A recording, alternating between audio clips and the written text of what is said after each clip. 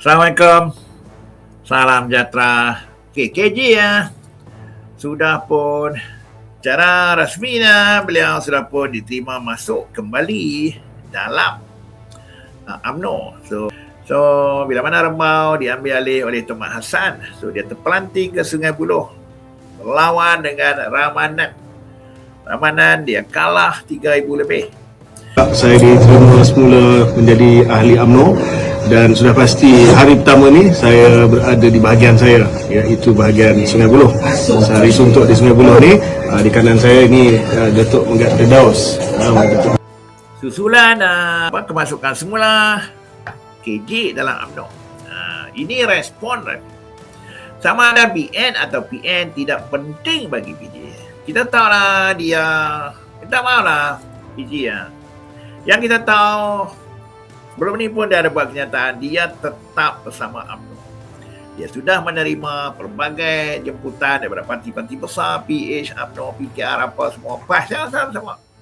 So, dia masih lagi tidak mahu meninggalkan UMNO. Okey, tak apa, kita tak ada masalah.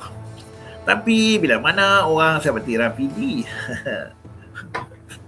membuat ulasan KJ yang kata Rafidi sama ada PN atau BN tidak penting asalkan ada pihak yang sanggup mengangkat dan mempromosinya.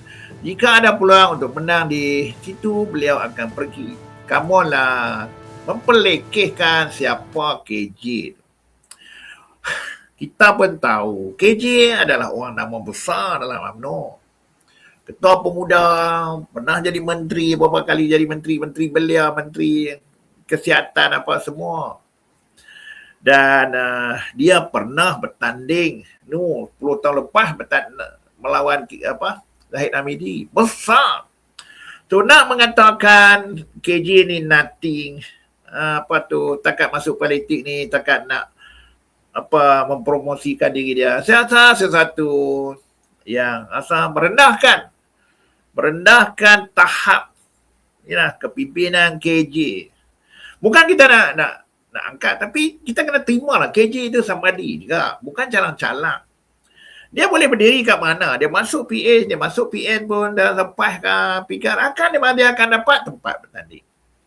Tapi kau cakap asal ada pihak sanggup mengangkat mempromosi dia tak payah promosi pun. Jadi dia ada cukup dengan keluar sekejapnya. Tapi kalau ada orang seperti Rafizi, boleh buat ulasan, boleh buat andaian sampai tu rupa. Alamak, Rafizi ni kau ulasan politik, hujah politik kat mana? Apalah, cekoi sangat.